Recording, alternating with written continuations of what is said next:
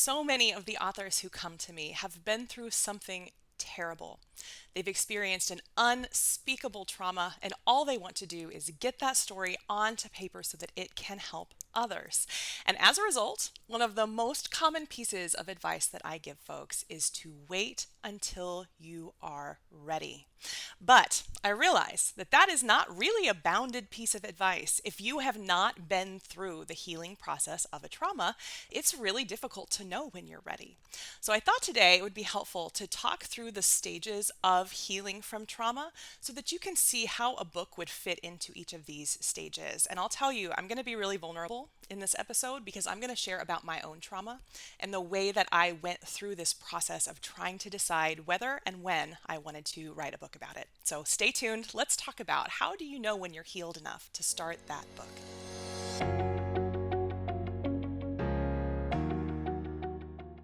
Now, y'all know I don't normally offer discounts, but right now we are celebrating the 1 year anniversary of this YouTube channel, plus our full-time hire of our newest master book coach, Emily Thrash.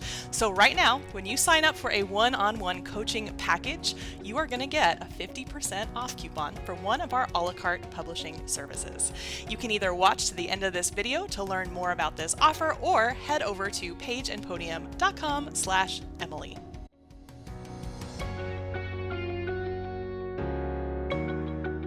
So as we are talking today about this process of trauma recovery that's going to allow you to write your book in a way that, first of all, is psychologically safe and healthy, but also that will be a book that is publishable and that will really actually help people, and people includes you, by the way. I thought that it would be useful to give just a little bit of a caveat of how I personally think about some of these things. Now, I am a trauma survivor, and one of the things that I had to really come to terms with through the process of my healing journey was that we are never fully healed. This idea that we are someday going to be 100% better and we won't ever have to deal with any of the kind of echoes of this past difficulty, these struggles, it isn't true. At least it's not true for me. It's not true for anyone I've ever worked with. There is a part of you that is changed by going through something that is really difficult, something that challenges your identity, challenges who you believe that you are in the world. And that's a gift in a way, but it doesn't always feel that way. So as we're going through here, I do want to be really clear. I am not arguing, and I would never argue, that you need to wait until you are 100% healed before you write. I don't believe that to be true.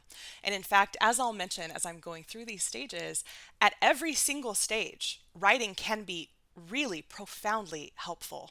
So I would not hold off on writing. The thing I want you to hold off on is really seriously investing in a book until you know that you have that distance and that safety and that feeling of being in your body again and being confident and grounded in what you want to say and why you want to say it. So with that, let's get into these 4 different stages because I believe that these are going to be really useful to you.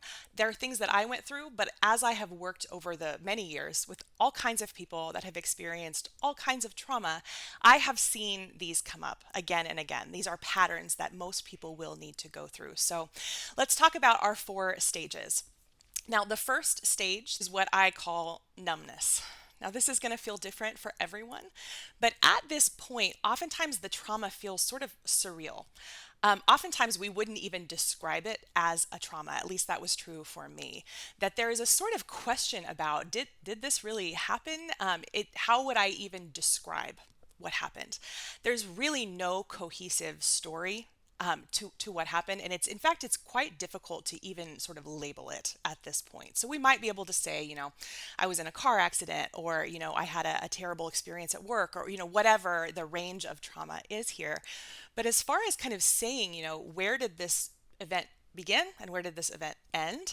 That is really, really difficult at this point. We often feel really disconnected from the trauma and as though maybe it even kind of happened to someone else. So there will a lot of times, particularly if what you went through was an emotional or psychological trauma, there is often a feeling really of self-blame, shame, and guilt that really keeps us at this stage from wanting to talk about what happened at all. And so to go kind of into what my story, how this looked for me, my trauma I went through, I was in a very long term, about a decade relationship with a narcissistic abuser. And so as I was living in this situation, I actually did not even realize that that's what was happening. So I was being kind of systematically isolated. I lost many, many friends during this time, family members that I was alienated from. I also really lost sense of myself. So I started to feel really, really, really bad about myself, so that actually after I got out of that situation, it was the weirdest thing was that I would see myself in the mirror and I looked so different. And there are physical changes that happen when you get out of trauma, but that wasn't it. I looked the same. It just was that I had been told so often that I didn't look beautiful, and I didn't look healthy, and I didn't look whole. And I just believed that I was much, much less attractive than really anybody else, that I looked very, very old, etc. So, I mean, that's just kind of one example, but there were lots of things that were kind of going on for me that were really difficult to pinpoint. And for a long time, I really was in total denial about this. One of the ways that my ex partner really, narcissists like to kind of humiliate you. One of the ways that he did that was by having many, many, many affairs over the years. And then he would often introduce me to the women, so that then, when I would find out about the affair, it would be this huge betrayal kind of on two levels. So that I was in total denial about for a really long time. And even after I left, there was sort of this part of me that was like, well, maybe, that those were just indiscretions, and, or maybe I caused that, right? Maybe it was my fault that I wasn't being a good enough partner, and I wasn't kind of there to support him enough. So that's often what this numbness will look like, is that there's sort of this feeling that's like, you know what, if somebody else told me this story, I would know it was really awful, but I really can't believe that it's this awful for me, right? So this is a stage where you probably aren't even thinking about writing a book at all. Because first of all, there's no story, but second of all, oftentimes it's very painful to talk about the trauma at this time. And in fact, many people just won't. I did not tell even my very closest friends for a long, long time. Even after I was sort of in the process of extracting myself from this. So that first stage, numbness, absolutely, we're not writing a book at that time. And again, you probably don't want to anyway, so that probably doesn't need to be said. But I do just want to validate this feeling of, is this even a trauma? Is this thing that I went through really even something that I should think of as something I've gone through? Okay, so once we are kind of moving through that, we'll come to another stage that I call awareness. And at this stage, again, before we kind of weren't even really sure if we could call this a trauma, what we went through. In the awareness stage, it is very, very clear that something really big happened. So I like to think of this awareness stage as really mapping out our trauma. At this stage, we're really trying to put the pieces together of kind of the timeline. Now, there are a couple of reasons for this that are rooted in, very, very well documented psychology. For one thing, if you particularly, if this was a physical, there was a physical element, but even really extreme emotional trauma, a lot of times we'll just block it totally out, right? And so you'll see this, we see this in the news, and you see this with probably if you've known people that have been through this, or if you yourself have, that after the trauma, immediately after the trauma, you really aren't sure what happened. Oftentimes there are just missing parts of your memory. There often are kind of things that you have a feeling around, but as far as kind of being able to visualize the way we expect our memory to kind of allow us to visualize what had happened, that's just gone. It's just not there. You can't put it together. And so as we go through this awareness stage, really we are thinking so much about the actual individual building blocks of what happened to us.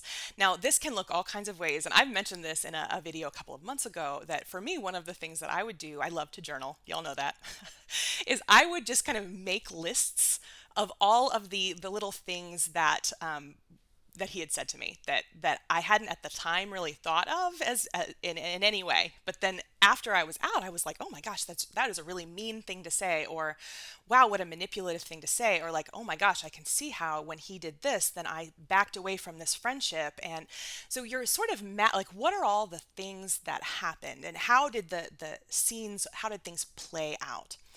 Now, another symptom, or maybe we don't want to say symptom, another kind of component of this stage is that, oh my gosh, do we want to talk about it? We just want to talk about it all the time. And this is the stage really that I would say most people will come to me where I give them the advice that you're really not ready. Let's revisit this in 6 months or a year, whatever it might be for you, because at this stage you will start to talk about this trauma, first usually with your closest friends, but I often find with people, and with myself too, that there also is this sort of urge to tell just kind of everybody, even people that really are not close enough that it's really appropriate for us to be telling them. They call this trauma dumping, right? We just want to talk about it all the time. And one of the things that is going to happen then is that people are going to start to say to you, you should write a book. Ah, it makes sense, right? It makes sense. I am a writer, obviously. And so as I was kind of healing through this and I was going through this awareness stage, everybody was like, why haven't you written about this book yet? Well, I had, been doing this for a while at that point. So I knew already that, there is a time and a place for writing about your book. And I knew that I was not in the place that I needed to be to do it. But it is very tempting because people are telling you, people are giving you all this feedback like, oh my gosh, that's a wild thing that happened. Or like, how did you even get through that? Or, I've heard of people going through that, but I've never met anybody. They have questions oftentimes, or they just don't want to hear it. Those are kind of the options. But there is a lot of conversation that you're having at this stage. And I want to give you the primary reason that this is not a good time to write your book for you psychologically. And I want to give you the primary reason that this is not a good time for you to write your book in terms of the book itself. So psychologically, during the awareness stage, we are doing something that has been very, very well documented. And that is that there is very, very often this sense of shame and self-blame and self-doubt also. This is the time, a lot of times, that when we are, thinking that we want to share, we're sharing, and then we kind of come home from, wherever we were and we were talking about this, and we kind of think like, oh my gosh, when I said that, did that sound like it was my fault? Did I sound like I deserved it? And that comes from us believing that we did. You didn't. You didn't deserve what happened to you. You did your best. You are getting through it and you are going to heal, but you did not deserve it. It does not matter how you tell the story. It doesn't matter what other people think. You didn't deserve it. But at this stage, if you try to write your book, very often what you are actually doing is justifying to yourself and trying to prove to others that what you went through was terrible and damaging and that it wasn't your fault. That is not going to be the way that you get that authentic healing voice onto the page. It just isn't. And that really connects with the reason that also the awareness stage is not the time to write your book for your book. So what we are doing at this stage, I think of it really for myself as I was just kind of gathering clues because I was trying to kind of understand what had happened, frankly. And at that point, the number of clues that you are gathering, it's so, so, so, so many. And for me at this time too, I was also going back into childhood. I was going into like previous relationships that I was looking for, like, why did this happen? Why did I let this happen? That is, by the way, not a healthy way to think about it, but it is just very, very normal. We're going to give ourselves grace at this stage and understand that this is a really, really common thing. But when you write your book from this place, it is going to end up being a laundry list.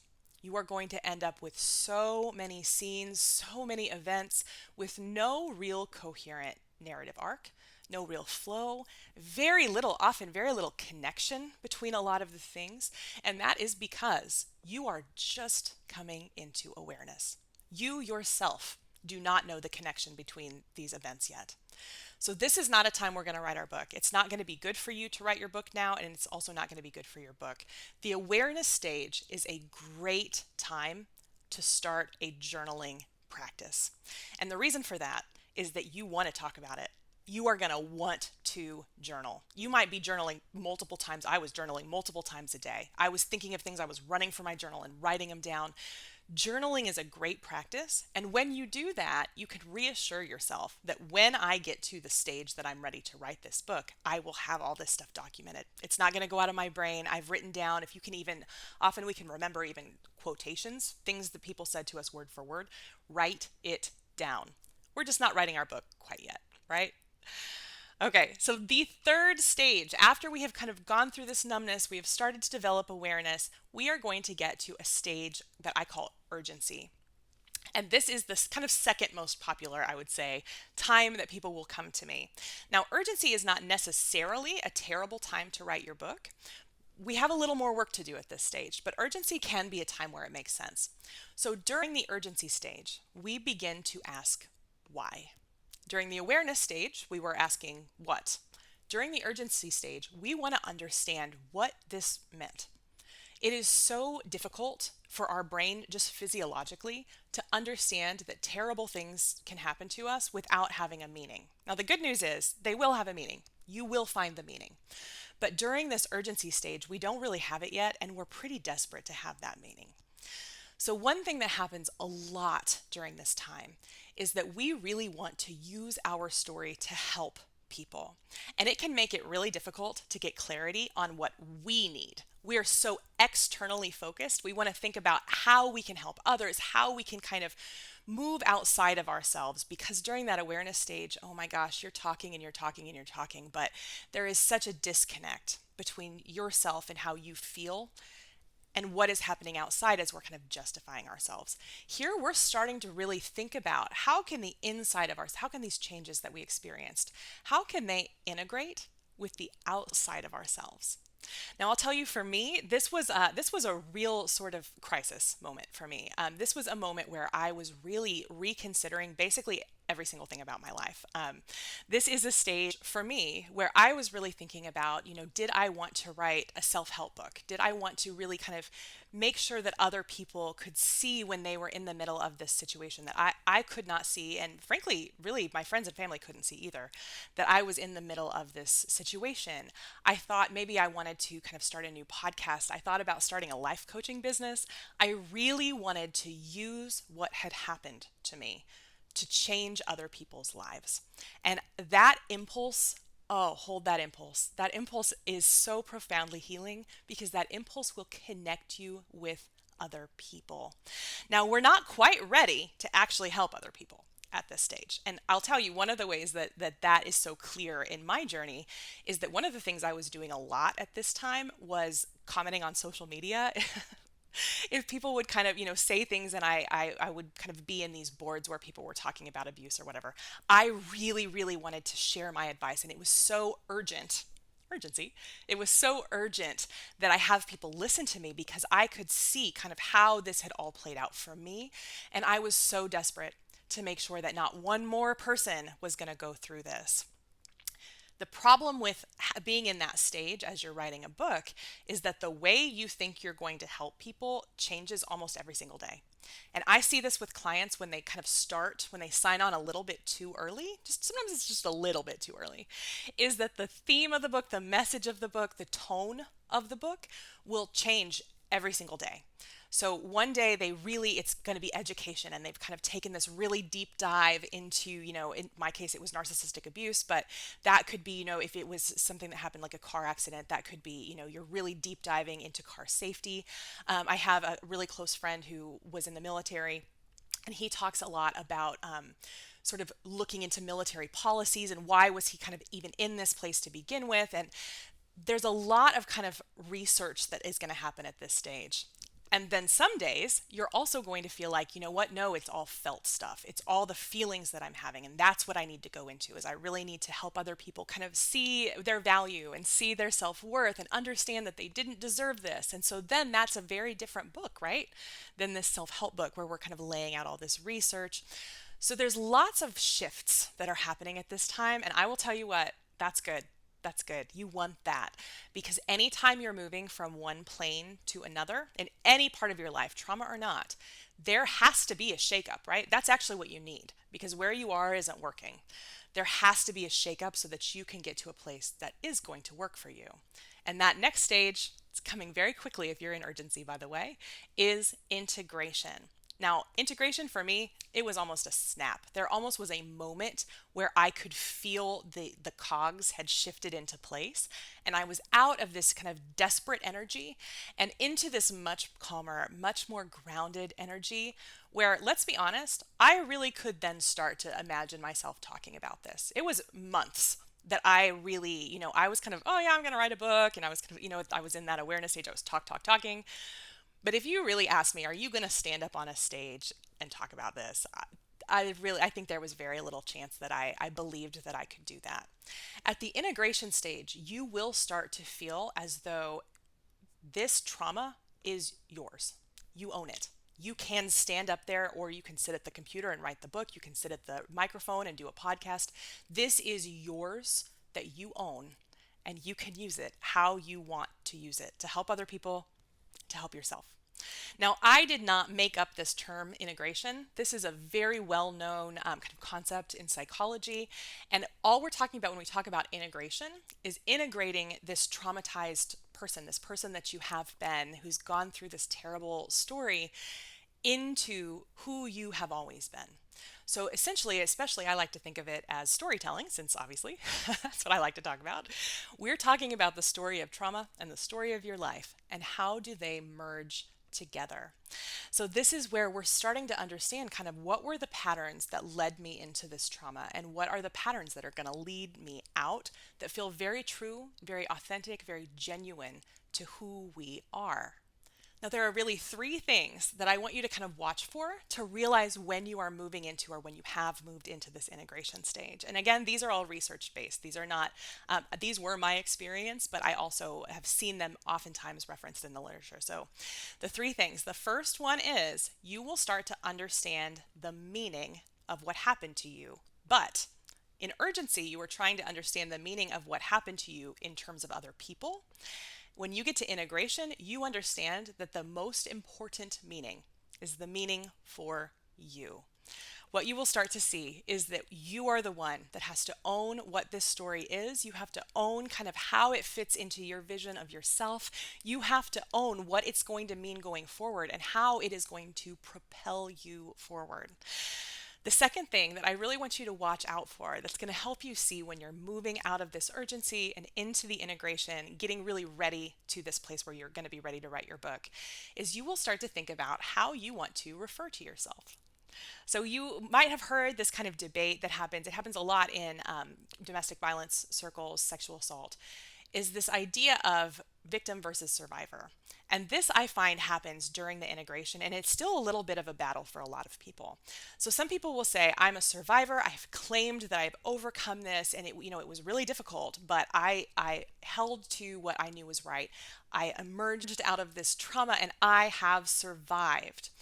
At the same time, there are a lot of people who say, yes, I did survive, but I was a victim. And a lot of people who are not really, I think understandably, who are not ready to let go of the idea that they were victimized. And I think that's fine too, right? That is the thing about integration. You get to choose. You get to choose. But it's going to be at this point that you start to really feel comfortable with that choice being yours. Remember, this is the point at which we are thinking relationally. We're thinking of a connection between our internal and our external. Before, in urgency, you probably felt some pressure to identify with one or the other of those groups. You might have even kind of felt weird using any of those words. During integration, you will start to know which you gravitate toward, and you'll start to be okay with it changing here and there. There are times when you will say, you know what, actually today, I really am, I want to talk about this in terms of how I was victimized. And sometimes you'll say, I want to talk about this in terms of how it was uplifting. And you know what? They're the same story. That's how we know that we are in integration. And then the third thing that you can watch for that is very, very helpful as you're getting ready to write your book is that you will start to see what happened to you in terms of the grander scheme of your life, and you will start to understand what that trauma did for you in addition to what it did to you. Now, if you bristled at that, I totally get it. I bristle at it a little bit myself. But this is something that we see in the psychology literature. It is something that will come up for you as you're kind of thinking through things. And that is that because you went through that trauma, you have things that you wouldn't have otherwise. Certainly, you are more resilient. Certainly you are stronger. Certainly, if you have gotten all the way through to integration, you understand yourself, your identity so much more clearly. And oftentimes there even are kind of like opportunities. There often are things that we see, you know what, if that hadn't happened, I wouldn't have done X and Y and Z, and I wouldn't be here in this place that I have so much joy, and I have an amazing life that I'm so grateful for, whatever that might look like for you. That is so useful as you're writing a book, because that is the kind of uplifting, inspiring way of looking at things that gives people hope, right? Is that not only can we say, you know what, I survived this, but we can say, I am thriving, and not kind of in spite of it, because I am a whole person who went through something really, really hard, and now I can see that I'm a whole person who can go through something really, really hard. So when it came for me to working on this book project about this trauma, when I got to integration, one of the things that I really noticed was that, first of all, I wasn't moving all over the place in what I wanted the book to be. I felt really confident in what I wanted the book to be. And I felt really confident that I wanted that book to be me, that I wanted it to sound the way that I have always sounded, be the way I have always been. I am a person who really embraces joy. I want to find the lightness in life. I want to joke. And I had not really felt like I could do that in any of the previous stages. And as I would try to outline, I would try to brain dump, all of these things that we teach. I really would find like, it just, you know what, it doesn't really feel like me. Like, I know I can write this. Obviously, I'm a trained ghostwriter. I can write whatever voice I want to, but it didn't feel like it was my voice. It felt like I was trying to kind of perform this role that I felt like I needed to. Once I got to integration, I was so much more easily able to see that actually the book that I would write, that a book I wanted to write, was going to have some joy to it. It was going to have to be rooted in love. It could not be all about kind of the darkness that I had absolutely been through, but that was not my soul. The darkness was not who I was. It was something that I had had to come through. And that will make your book so much more powerful. That is that type of genuine, authentic vulnerability that makes people feel like they're there with you, like they know you. So I hope that you are through to this integration stage, but if you're not, it is coming. It's coming. Hold on, keep working. You are going to get there.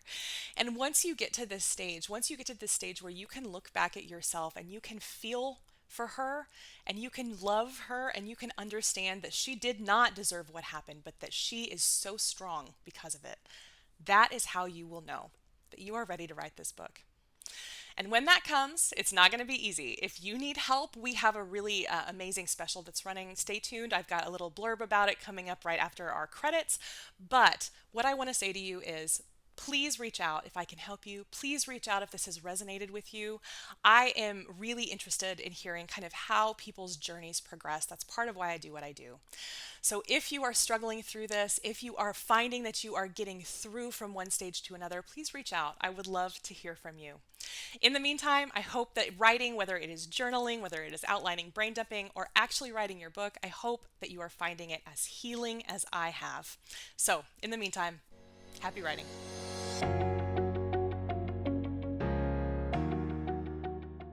I am so excited to be celebrating the 1-year anniversary of this channel, plus our newest hire, Master Book Coach, Emily Thrash. And that's why, as I said at the beginning of this video, we are offering 50% off one of our a la carte publishing services. Now, that can be a full book cover design, it can be an interior layout, it can be copy edit on your full manuscript, it can be a proofread. Any one of our a la carte services is on the table for this offer. All you need to do is sign up for our one-on-one coaching program, Editor in Your Pocket, by September 13th, 2024. Now, when you do that, you are going to get not only that 50% off, you are getting our amazing Editor in Your Pocket program. I am so proud of this program. With this program, you not only get that weekly 50-minute one-on-one time with your master book coach, you are also getting weekly developmental feedback on every single one of your chapters. So what does that mean? It means we will know exactly where you are. We will know where you need help and when you need that help. We can give you the confidence you need to keep going, even when you're not sure if your manuscript is any good or not. And by the end of this program, most people have either a full set of feedback on their full first draft, or if you're efficient, you can even get a full set of feedback on your second draft. That is priceless. So all you need to do to get in on this offer is head over to pageandpodium.com/Emily. You'll learn more about our 50% off offer, and you can also click over to read more about the Editor in Your Pocket program.